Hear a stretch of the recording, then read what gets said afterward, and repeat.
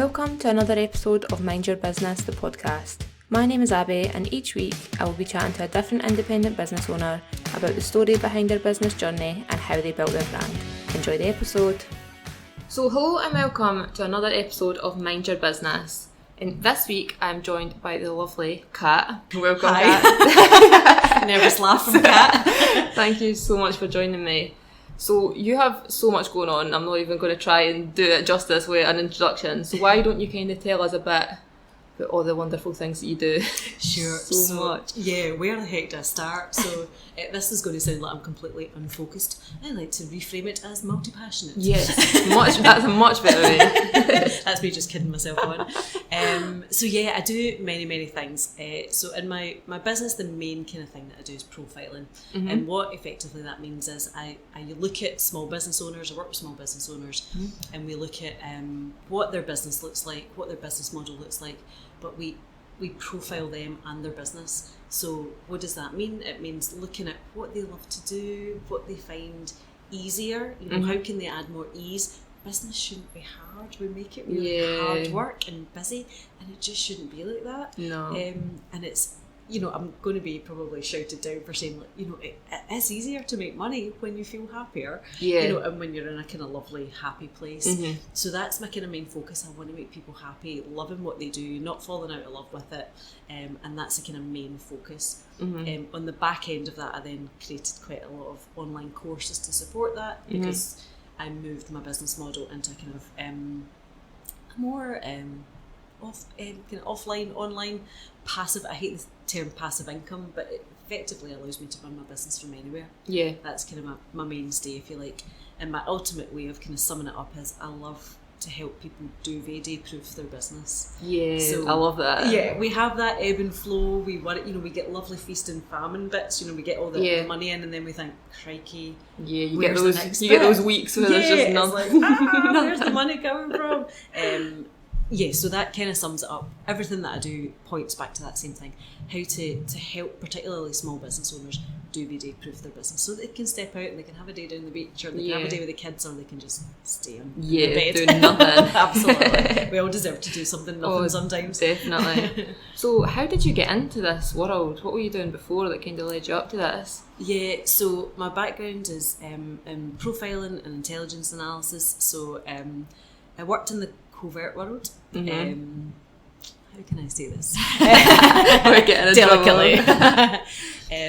So I worked in the world of serious and organised crime, and I ran a team across Scotland. Mm-hmm. And what our main kind of job would be to look at all the intelligence for all the upper echelons of crime.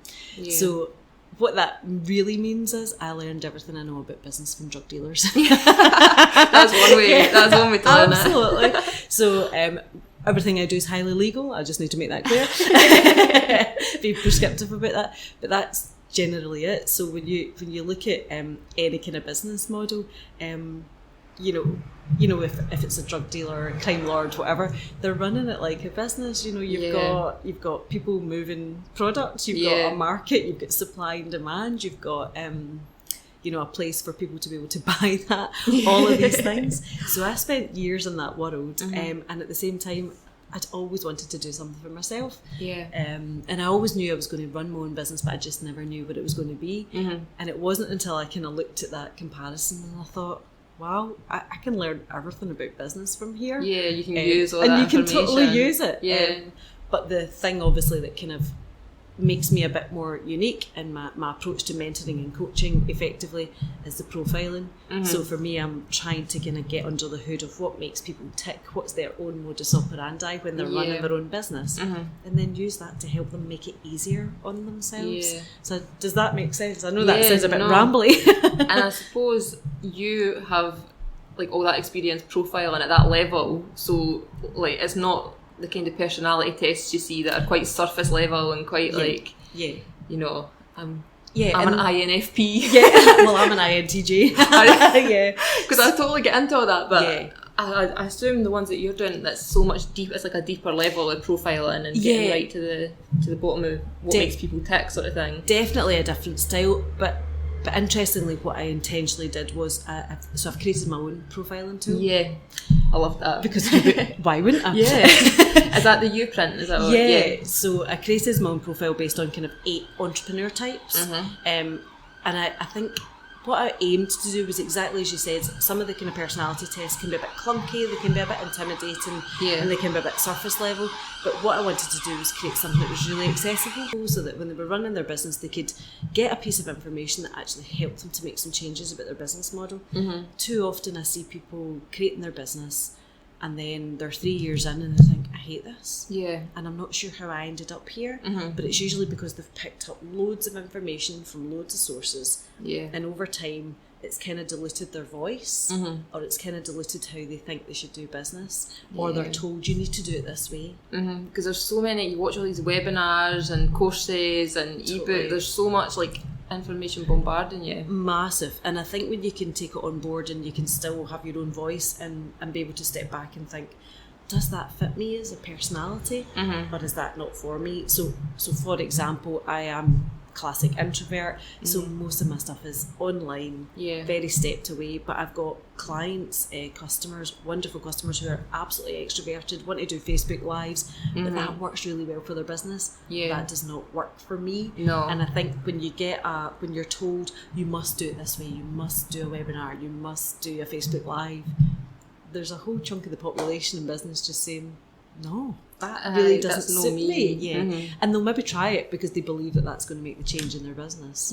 And then they feel really uncomfortable about it, and it just doesn't go anywhere. So I'm a big believer, do what makes you happy. Do it based on who you are. And that's really why I started to develop it. So I've kind of developed those 8 entrepreneur types, which gives you a lovely idea of how to kind of take your business forward in a way that suits you. As I always say, like a perfect pair of jeans. You know what it's like trying to buy a pair of jeans. Oh my god. Nightmare. Nightmare. So when you get that pair, hang on to them or buy 10 pairs of them. Just to kind of take that approach, and then I even simplified it down into 4 categories to make it really easy and accessible for people. So that's kind of the basis and the gist of why I come up with it. I done it, and it was actually so. What did you come out as? Pioneer. And did it resonate? Yeah. What was it? I think I actually messaged you after I did it. So you did? And it was like, creates chaos from nothing. That is me. You're like that, yep. That's the thing, the amount of people that I get replying to me to say, oh my God, it's as if you're in my head. But that's why it's my kind of unique selling point. That's what I do. That's what I'm good at. And it's being able to pick out those little nuances. Because if you come out as a completely different type, but we're trying to run your business a certain way, you'd be going mad and wondering why it wouldn't be working. Do you know, does that make sense? Yeah, because it was a bit, with the personality test, it kind of showed you who you should be working with, like the different types. I thought that was quite interesting. Kind of some like personality types just aren't going to work for you. No, what we do is human beings, and I watched this, having kind of worked in public sector, private sector, over the years before I did my own thing. I watch people interview, and they'll bring in a new team member, and they'll say, "Oh, look, we're the same. Come and join our team." But then all of the things that are not getting done still don't get done. And usually it's the person that rubs you up the wrong way. It's the person who challenges your thinking. You think, why are you asking me that? Why are you being difficult? And they're the person you need on your team. And it's difficult. Because you need that balance, the personalities, or as you say, just nothing's going to get done. Nothing. Could you imagine if you had a room full of pioneers who were all creative types, and you'd all like, we've got tons of ideas, hundreds of ideas. Right, who's doing something about them? Do you know? It would just be chaos. It would everyone panicking, everyone having a meltdown. But post-its everywhere. Do you know, and lovely drawings and everything. So it's finding the balance. So I'm really pleased you said that, because it's one of the big things I try and encourage, particularly small business owners, because primarily we're usually lone wolves. We're doing it on our own. But there's nothing to say that you can't bring in a virtual team and spot those types of people that you need to support you. So there's somebody you can bring in that you're maybe not an employee, but you can still subcontract them in or work with them, or whatever that looks like. So you're quite a big believer in that then, sort of going out, if there's something that you're not maybe the best at or that you don't like, outsourcing it. My whole ethos is play to your strengths. Why would you waste your time and energy in doing something that you're rubbish at and that you hate? And if a kind of light bulb goes on for people when I say, what's your hourly rate? Work out how many hours you've spent doing something that you're rubbish at, multiply it by your hourly rate, and see how much you've lost. So not only have you lost the time, you've basically, that's time that you could have been spending on doing something that you love, bringing money into your business. Yeah, it's true, because you think, oh, I've not really got the money to like outsource this, but you're spending so much time that's costing you money, essentially. Yeah. But we still put ourselves through it. We do because we convince ourselves, oh, we haven't got a big budget or whatever, but actually you can barter with people, you can swap share, skill share with people, and these kind of networking groups are amazing for that, to find the right people. But I'm also a big believer, if you're going to work together and you're going to share something, actually still just pay one another. Because actually psychologically it feels really good to have got paid and pay somebody else. Totally. So although there's money changing hands and there's a plateau and a balance, you still feel better about it because you think there's money coming into my business and I've paid that person for a proper service. It does feel good when rather than just let's all do things for free. Does that make sense? So kind of supporting the people who are helping you out and wherever you can. Totally. So do you enjoy networking then? Is that something that you... Okay, so again, I'm going to be controversial, people. Do I enjoy it? No, I'm honest, I'm not. No, I struggle with it. So I am absolutely hardcore introvert. I would rather be in the house in business pyjamas, under a blanket. Oh, that's me with my dog. So I'm with the cat. Watching a Netflix box set, or working at my laptop. That is my idea of having that. That's perfect for me. Do I need to do it? Yeah, I think it's good to get known locally. I think and actually there's amazing people out there. So why would you not go and meet them? But I do set boundaries around it, and I do limit my time, and I do manage my energy around it to make it work for me. Because it is worth it, but it's just that it's more the build. Once you're there and it's walking in the door, I think. Absolutely. Walking up to people and being like, hi. I'm awful at that. I am like socially awkward. Me too. Oh God, I cannot convey how socially awkward I am. It's almost like I try too hard to be. I'm like, hello, trying to be everybody's pal, and it's just awful, And I'm not even shy. I'm not shy, and I'm not lacking in confidence. I was gonna say, you don't come across as like a shy person. Really not shy, just genuinely introverted, which isn't shy, it's more just about how you recharge your energy.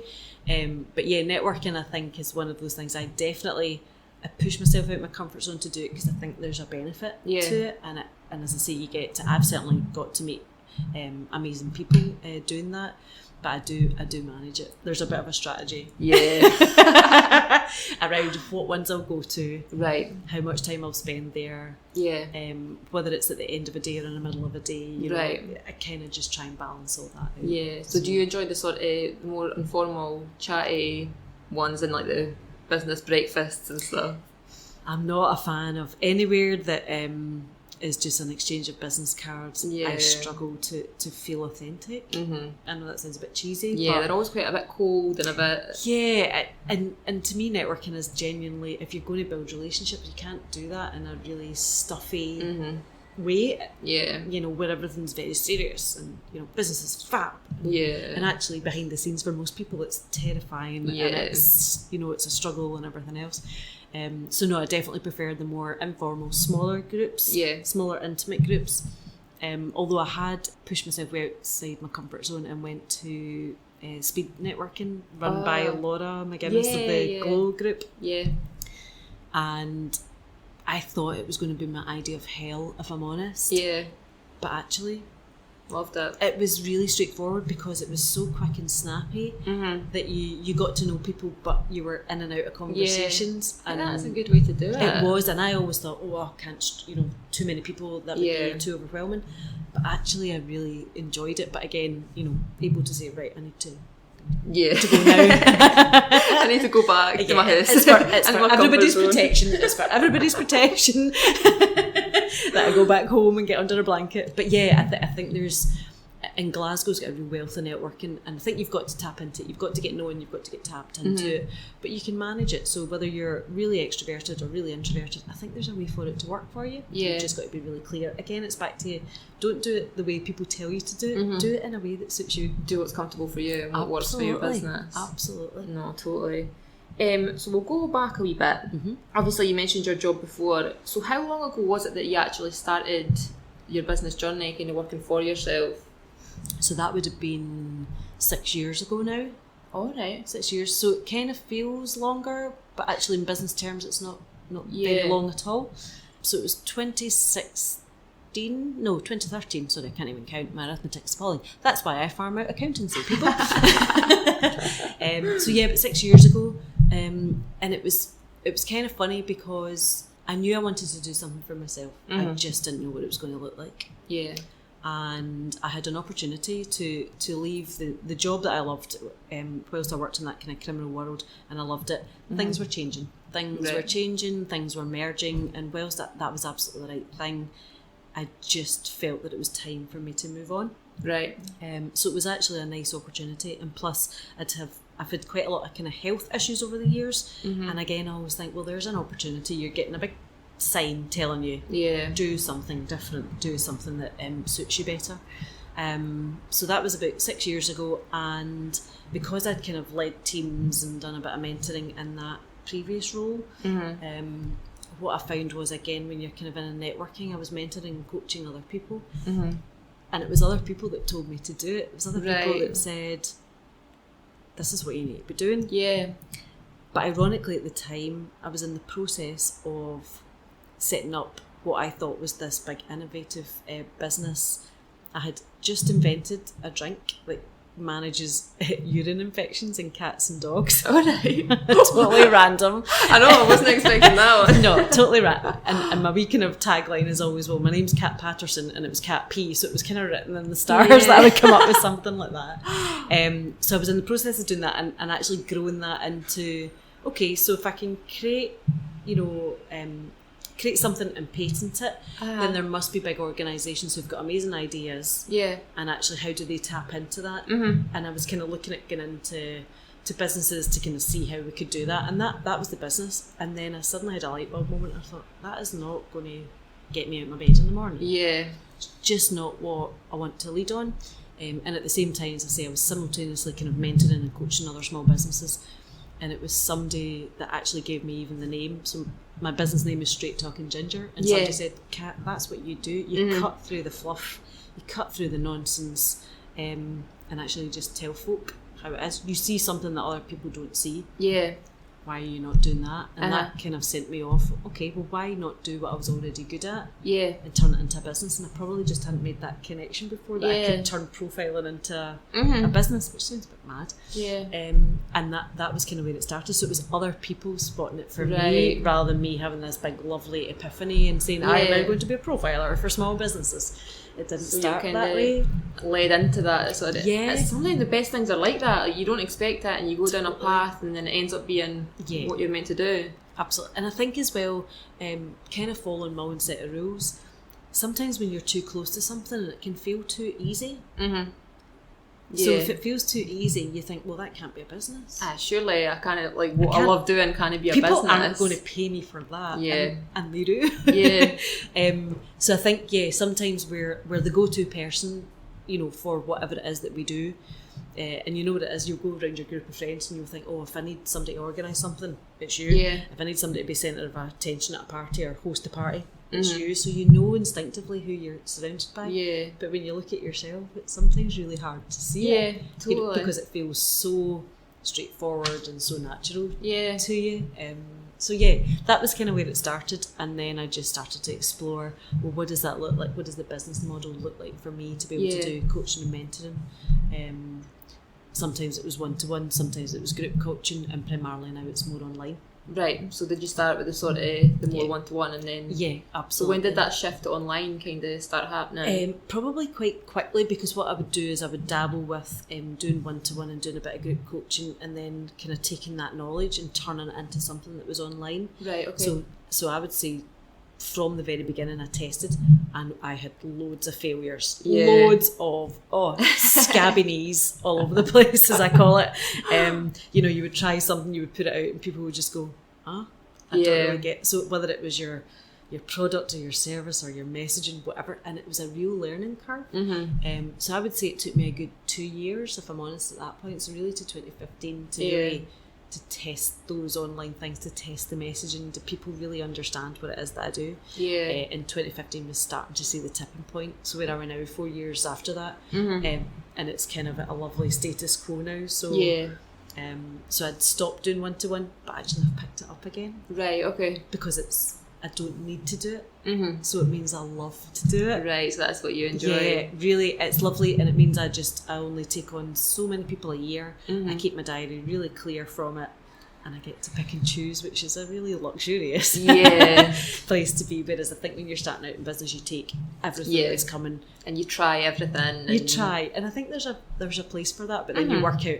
Actually, I don't like work with that person. Yeah, and I love working with that type of person. So you start niching down, and totally, it's all the classic stuff that you do in business. But I can honestly say I never set out with I'm a planner, but I never set out with a real solid plan to do that. Yeah. But it evolved that way just because of what I was doing and what I was interested in. Yeah. So no, that's amazing. Yeah. So in terms of branding, did you find that quite difficult? I know you've mentioned that you kind of go under the straight talking ginger. Yeah. So was it sort of difficult when you've got so many things going on to brand it into one cohesive kind of thing? Yes, and I've still not done that correctly. See, I think you're doing great. I think so your website and everything. So I have built a website myself. Oh, you did that yourself? That's a good website. And well, thank you, because I'm going to take that. No, honestly, from you as a professional. Yeah, no, that's great. So for me, I've never done a brand. I've always kind of, and it's never been an intentional thing of not doing it. But I think what you're saying is absolutely right. There's so many things. I just thought, how do I showcase that? So I kind of tried to turn it on its head. And get people to, what I would say, choose their own adventure. Yeah. So if you come to me, I listen to what it is that you need, and I'll say that might suit you. Yeah. Rather than somebody knows. So it's a bit like the cat drink. You're going, God, I wasn't expecting you to say you invented a cat drink. So, but those conversations are reserved usually for if somebody's working in the food industry. I'm like that. My ears go up and I'm like, right, let me have a conversation with you. So, and there's no way you could put that, I think, all under one umbrella. So I tried to pare down the website almost to that. There's only one thing you can do when you go to the first page. You either take my quiz or you don't. That's genius as well. Just get them right at the start. That's great. And to be honest, that's part of that profiling bit. So again, the quiz is actually the thing that I would say is the most branded in terms of who I am and what I'm trying to achieve. And what I mean by that is, so you take the quiz, you come out as one of 8 type of people, and what I immediately know is out of those 8, there's 3 that I love to particularly work with. So I would follow up with them over time. Right, so do you get that information about who's done it and what they are? So then you kind of know how to approach them as well and what they're looking for. I know how to have a different conversation with every single one of those people, so that it ticks their boxes, so that they understand. So whilst that's not branding, I suppose it's brand straight talking ginger as far as how I approach things. But as far as all the other things that should go with a brand, I have never sat down and done. So I apologise profusely. Epic fail on my part. No, I think you've done well. I think you've kind of branded yourself as like yourself. It's like a personal brand rather than like it is a business, but you know what I mean? It's like you, and everything you do is under that. So people kind of fall, like they get to know you, your personality, and then they get in touch, and then you can kind of say what you can do for them, sort of thing. Yeah, so it's kind of like, as I say, I turned it on its head because I didn't really know how to encapsulate everything. Yeah. And actually there might be no need to put everything under the same umbrella. But I think that's why I thought if I pare it right back to just, you do one thing when you come to my website, and then I can point you to all of the different things, i.e. the choose your own adventure kind of approach to it. It means that you will always get what you need that suits you, depending on your personality type, which is actually the whole point about my brand, if that makes sense. No, totally. So that's kind of the basis, the personalities are the basis, and no, I think that's a smart way to do it. So, because you've got the courses, and then you've also got a lot of books as well, don't you? Yeah, so one of the courses that I actually created is teaching other people how to create branded books. Oh, right, okay. So you can create books that represent your business, so it's like a kind of lovely big business card when you think about it. But also it brings you a passive income stream, so it's that Duvet proof again. So you create it once and it brings you income. But I'm also in the process of writing an actual book with words. Wow. Like a real proper book. Yeah, proper book. Proper book. I did publish my first book back in 2009 and I self-published it on Kindle. But this time it's the kind of, I'm going at it from a different point of view, a bigger book, and it's linked to all the profiling stuff that I do. Right. So again, it's trying to unpack in a real practical sense who you are as a person at the kind of core of your life and business, and then by knowing that information, how can you sell better, run your business better, pick a business model that suits you, go to networking events and really enjoy it, depending who you are as a person. And it's a real practical approach. That's what I'm right in the process of doing at the moment. That's so exciting. And I fly down to Penguin on the 5th of September to pitch. Oh, wow. So oh my god. I don't mind to say I'm absolutely terrified. Yeah. Oh my god, no wonder. That's like the big leagues. Yeah, I'm excited and terrified all at the same time. So literally I fly down the first thing in the morning, down to London, Pimlico, to their kind of headquarters, and then I get 4 minutes. Oh wow, you try to kind of sum up all of that in 4 minutes. Absolutely. So yeah, it's an interesting exercise to go through. So yeah. So how did you get into the writing? You always kind of like that, or was that? No, I struggle with writing. I really struggle I don't blog or anything. I usually get people to guest blog for me. Right. That's the way to do it. Yeah, absolutely. Do you want to do a guest blog for me? That would be fabulous. So no, I'm going to be honest, I struggle with the writing, but what I do know is I've got so many things and so many ideas, and they're all on scraps of paper, and they're all on Google Drive in a brain dump somewhere. And it's not until you look back, because I've created a whole load of online courses, there's a whole load of writing in there. Yeah. So it's not until you start to look at it you think, actually I've done a lot of this already. And because you know what it's like in business, if you're doing the same thing, then you're talking about the same thing because you're passionate about it. And you're either explaining it to new people, or you're testing it and you're talking about it in a different way. So I've got a mass amount of information on scrappy bits of paper that I suddenly thought, actually this needs to go into a book. Yeah, it was kind of time to get that all together. It was time to exactly that. And at the same time, because I'd developed a profiling tool, I'm in the process of so I've got a game, turned it into a profiling tool that people can use in workshops, or HR or corporates, or coaching or whatever, and I'm wanting to license that, so I'm in the process of trying to get all the legals in place so that I can license that to other people. The book seems really complementary to that, to explain so it kind what of it's goes about. Alongside. Yeah, absolutely. And you'll have so much expertise, and you can go into all the profile and stuff. That'll be such an interesting read. Yeah, well, I'll give you a laugh actually. So in preparation for going to Penguin, I locked myself in a hotel room for 2 days last week.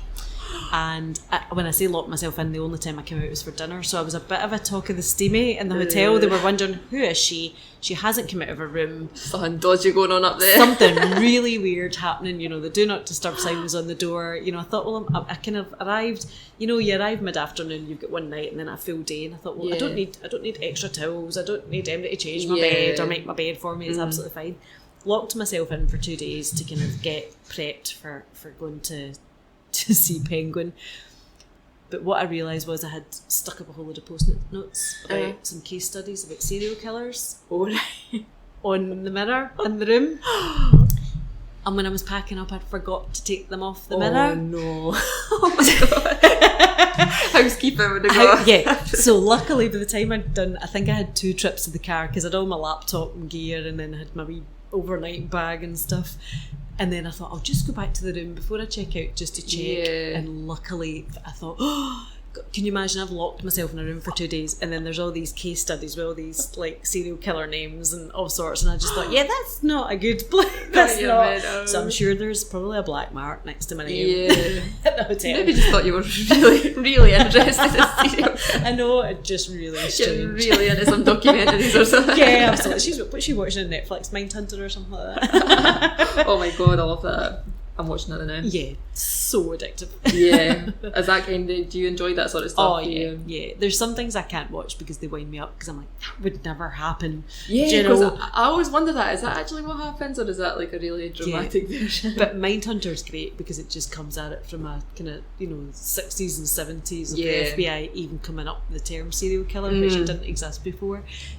So no, it's really compelling. I love it. And in fact, I've binge watched the second series already. So we're about halfway through it. So my boyfriend's night shift, so I'm having to do like an episode a night, and I'm like raging.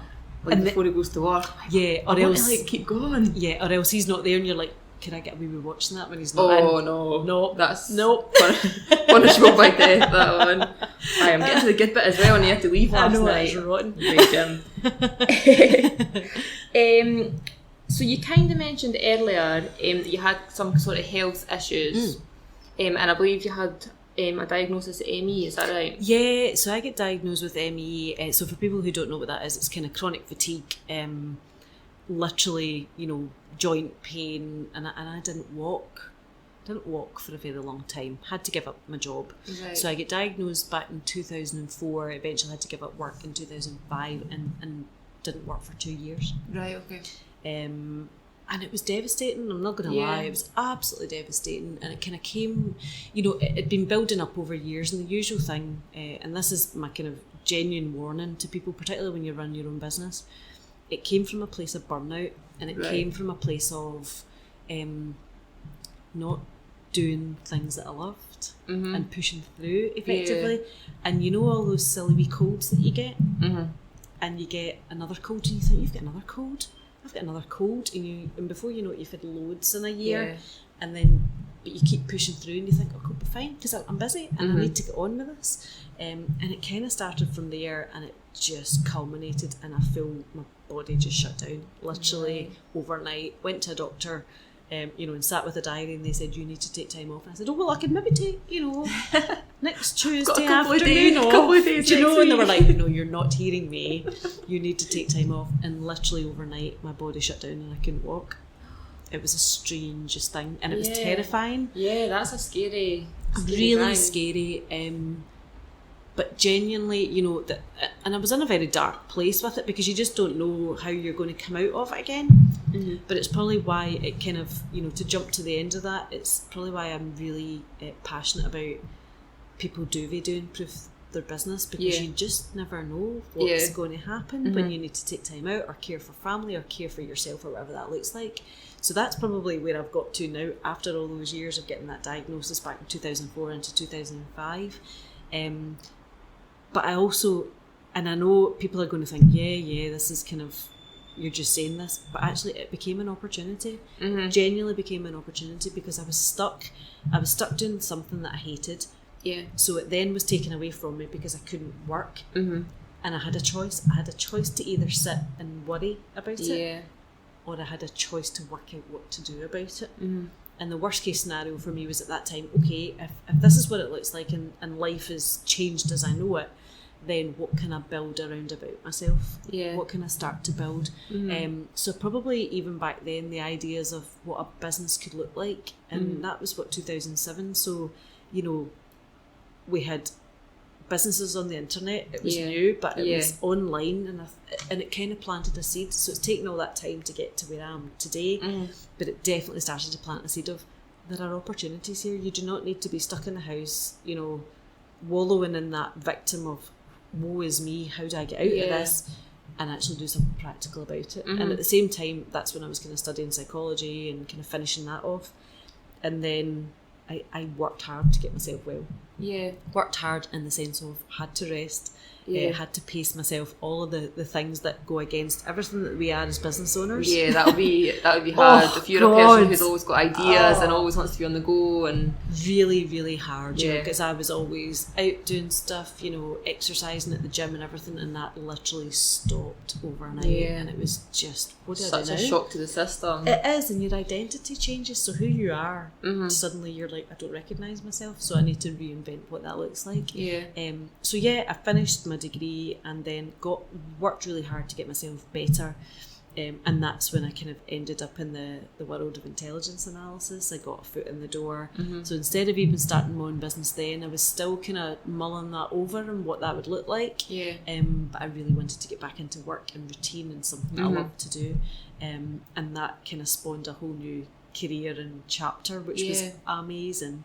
And again, just that me chapping at the door again, I thought, now's time to make another change. I use it as a signal to tell me to do something. Right. So was that what was happening at the end of your job, your last job? You were starting to feel those again, and start to feel the little energy dips and changes that are not your normal kind of energy change. You know, we can all feel tired. Yeah. We can all feel exhausted, and usually you'll get rest or you'll have a holiday or a break and you'll come back from that. Yeah. And there was a little lingering thing, and I'm really good now. You know, after all these years of just spotting that and. Okay, there's a big signal. Sensing that something's I have a not choice. Right. Yeah, and you've got a choice to either ignore it, or do something about it. And I chose to do something about it. So again, that was it. Right, what do I change now? What do I go into now? And that was where the new business started. But I had all those years to think about it. Yeah, plant the seed and think, how do I work that out?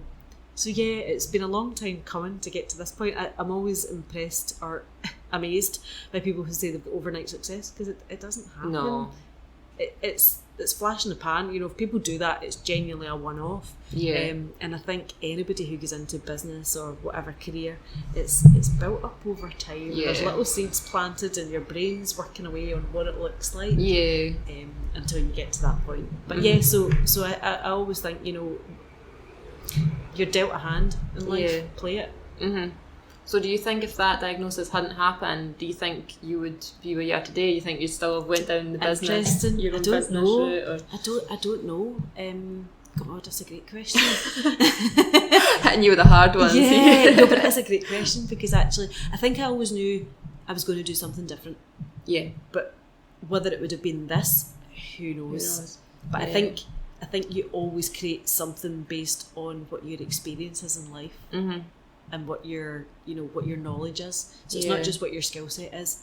You base everything on, well, I've experienced that, and I either want people to experience the same thing because it was amazing, or I don't want people to experience the same thing because it was terrible. You know, so I think all of those things build into who you are, what your identity is, and eventually what you create, which is why I'm so crazy when people follow like the blueprint of, I will just follow that blueprint of somebody else, and I'm like, there's a reason it's not working for you. Aye, because it's not you. It's not you. Yeah. You're trying to be something you're not, and you're shoehorning yourself in rather than just loving what you do. And be rebellious and do it your own way. Aye, totally. Stop doing it the way everybody tells you to do it, everybody. Here's your permission. Go for it, be a rebel. But I think it is so hard because there's all this information around and you think there's a way you should be doing things. So when you're like, well, that's not the way I would do it.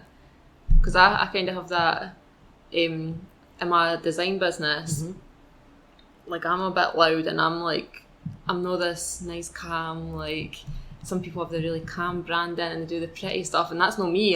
Mine is bright pink in your face, like, and you've got bright pink nails, I see today. I'm always on brand. Always on brand. And even with the podcast, with the name, I was like, is this too much? Is it too like ramming the Scottishness down people's throat? But I was like, that's what felt right. Yeah, so absolutely. And do you know, hat off to you, because the amount of people that listen to that inner voice and let them dilute it down rather than just be who you are. And I think those phrases, you know, when people say, oh, that's too much or that's too, I just dial down that noise. Anything that starts a sentence to me with you're too whatever, I don't hear the end of it. Nah, because people try to dilute you and absolutely silence you a wee bit, and you're like, nah, this is who I am. So absolutely. And usually it's coming from a place of their fear to try and protect you, because they think that's not going to be palatable. But you know, the more Marmite, and I actually say that in my website, I am absolutely Marmite and proud, because it makes my job easier. Then I know who to work with and who not to work with,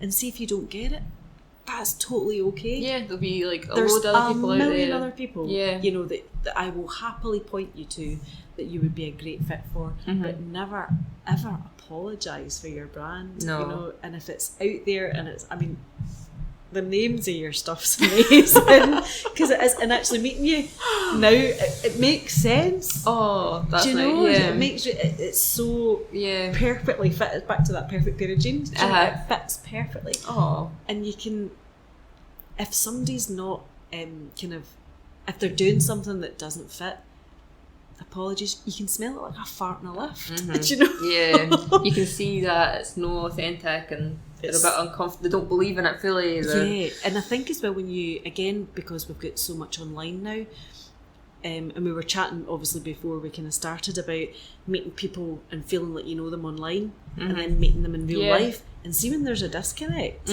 You feel it. You feel it hard, and you think something's not right, and it's because of either what's coming out online is something completely different to what comes out in real life. So when you're brave enough to be who you are, and that comes with territory where people won't like it. Yeah, because I'm like on social media and stuff, I talk to people like I talk to my pals, like I'm talking to you now, like I'm no formal, I'm no like, I just say what I say. And some people are probably like, you can't even run a business like speaking like that. Like obviously I'm no shouting and swearing at people, but I'm just being myself. Like I'm not gonna. Why would you be anybody else? Yeah, I'm not gonna pretend I'm some posh, like because I'm not. I don't know, and that's the thing. That's when people can feel the disconnect and think that just doesn't feel right. And I think particularly when we're small businesses and usually kind of that one woman, one man band, you've got to be really true to yourself, because otherwise you'll hate it. See if you try and be something you're not. See, within about 6 months, you'll hate it. You'll absolutely hate it. Whereas I would rather be full on Marmite, turn on people as much as turn them off. Yeah, do you know? And then it makes your job as a business owner easier. No, totally, totally. Use it to your advantage. No, that's good advice. So yeah, I know you mentioned earlier about modus operandi. I love that word. Your MO. I love that, your MO. So obviously that again comes back to the kind of criminal side of things, but you use it sort of in the business terms. Yeah. So how do people find that, like for them? How do they work out what the MO is? Okay. Yeah. So you come and take my quiz, everybody. So is that all linked to the personalities and the... Absolutely. So modus operandi is one of those terms that we kind of use in that world, and you'll hear it on lots of the kind of cop shows and stuff like that. And basically what it means is your method of operating. So your method of operating will be very different from my method of operating. Yeah. But again, back to that point, we've got a wealth of information. We've got the internet, we've got opinions, we've got unsolicited advice flying at us, and we try and be somebody else's method of operating because we're told that works for them. So we think, oh, we'll try that method. And actually, when you work out what your own is, again, it's back to that point earlier about saying, what are you the go-to person for? What's really easy for you to do that you can't see? Right. So when you understand who you are and how you approach everything, because how you do one thing is how you do everything. Yeah. You know, because you'll show up, we are messy human beings. We don't compartmentalize our lives. We don't say, here is who I am with my friends and here is who I am in business. Yeah. The two of them cross over. This is you. Yeah, all the time. We may tailor our language and how we approach things to our audience, but we're still the same human being. Yeah. We're still messy human beings at the heart of it. So when you understand how you operate on everything that you do, honestly, it's like a light going off, a light bulb going off. Everybody's just like, oh, really? That's why I do what I do. Oh, I'm okay with that now. And actually, that's the second bit of it, is giving yourself permission to be who you are. Because we're always trying to be something we're not. Yeah. So do you think that's important for every business owner to kind of find that? Is that quite a crucial thing? Obviously, I'm going to say that because I want loads of people, but no, genuinely. Bias. Unashamed plug for the quiz. But no, genuinely, I think when it's overlooked, it's really overlooked. And I find that people who overlook it at that early stage, when they don't fundamentally understand what makes them tick, they'll make decisions based on what other people advise them to do rather than basing it on decisions about what they know to be true for them. Because we know there's just this, we're swimming in information, and we're always looking for a right answer, and we're always looking for a secret sauce. Yeah. Doesn't exist. Sorry, people. Sorry to crush your dreams. There's like a big balloon and a big needle and it's pop. Yeah, there's no such thing. Yeah. But there is your way of doing something, and that's the secret bit, because you can't replicate that. No. So if you do something really well, I can't come along and replicate that. Which is why I find business, particularly networking and business, really interesting, because there's a lot of people who get really like stressed about, oh, I think they might steal my ideas, or they're doing the same as me. They're absolutely not, because fundamentally they're a different person. Yeah. And if they try and steal an idea from you and run with it, you can pretty much guarantee they'll struggle. Yeah, because people can do the exact same thing as you, but it'll never be as good or the same. Or never going to be the same. It's just a different way of doing things. So I think there's a place for keeping an eye on your competition, and seeing their method of operating. But there's absolutely a place for to learn and take from others, and then say, how would I do that differently? Yeah. How would I add my own spin onto that? And then it's back to that. Then there's collaboration rather than competition. Yeah. There's enough for everybody. There's enough for everybody, and when you set yourself out to be Marmite, people know exactly what they're coming to you for. Yeah. Or actually they want to go somewhere else. Yeah. So the final thing I wanted to chat to you about, kind of what we've sort of been talking about, but imposter syndrome. The dreaded imposter syndrome. Yeah. So, do you ever get that? Oh God, there's a whole football team in my head. Really? See, I see what you're doing. I'm like, you know exactly who you are, what you're doing. Like, you wouldn't have that kind of nagging voice. Oh my God, it's loud and it's shouty, and she being one of them. She is Rebel Cat. Rebel Cat. Oh no, I mean, I am not immune. I understand it. I understand what's going on, but I'm not immune from it. Yeah. And I think I try and reframe imposter syndrome. So with all these voices in your head that are trying to protect you, they're trying to say, oh, are you good enough to do that? Oh, somebody's just asked you to do that. Oh, why are you doing that? Are you good enough? Yeah. What gives you the right to do that? And you're like, oh God, this is awful. So no, I get all of those voices on a daily basis. Yeah. But what I try and do is reframe it to say to myself, what are they trying to tell me? What is it that they're trying to protect me from? Yeah. And I in my head, I imagine a big volume button, and I turn it down, because you can never get rid of them. Yeah. Because actually they're useful. They're given, if you can look at them and say, you're really annoying, and actually you're chirping away in my head and you're undermining my confidence, actually see if you stop and take the time to listen to what they're saying to you. Yeah. And then say, actually, if that was a real world person, what are they trying to do? They're probably just trying to protect me. And actually I don't need protected. Yeah. I'm a wee bit anxious because I'm going to do something new. Yeah. But actually it'll be okay. And if I don't try it, then I'll never know. Yeah, pushing through that fear. So I think when you can change it into, it's information that's coming in at you, and it's telling you something about your state of mind in that particular moment, because that shifts as well. It moves and it ebbs and flows. And you know, if we've had lack of sleep, then it might be quite loud. Yeah. Depending on kind of how you're feeling in yourself and absolutely how things are going in your life, it might be a bit louder. Or because sometimes you get those times and you're like, oh no, this is great, like you feel great, totally, and then you get the day where you're like, oh my God, what am I doing? Why am I? And who do I think I am doing this? And the voices get louder when we've kind of either depleted our own kind of mental and physical resources. We might be tired, we might need a break. So use it as information to tell you something. Take a step back, don't listen to that voice, it's just a voice. Yeah. And it's coming from a place of just trying to protect you. But when you question, well, what are you trying to have a whole conversation? Honestly, if you ever come into my home office, it's it's definitely a put it on YouTube moment, me talking to myself. But I do like, right, what is it you're trying to protect me from? What is it that I'm doing that I'm not good enough about? Do I need that certification? Actually, I don't. Does that matter to my customers that I've got a certification in X, Y, and Z? No, I'm really good at what I'm doing already. Let's crack on. Or one of my big things that I really don't like doing is public speaking. Really don't. I'll do it, but I don't really like doing it. But I mean that the voice dials up. Yeah. To say, what are you doing? You're on a stage. Folk are looking at you.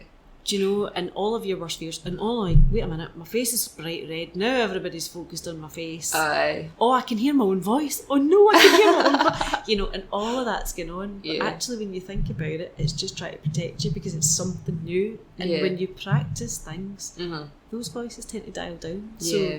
So really common sense things like, and I know I sound like a mother hen, but get some good sleep, get some good food in you, dial down the voice, but question where the voice is coming from in the first place. Yeah. And take a duvet day, maybe that'll help you. Take many a duvet day and watch Netflix. Yeah, get your business duvet day proof and then take a day. Absolutely. Yeah, absolutely. That's the best piece of advice. Definitely. No, that's amazing. So I've got a wee section here that I like to call Check Them Out. Oh, right, okay. So do you have any small businesses, independent businesses that people need to hear about? Feel free to shout out as many as you want.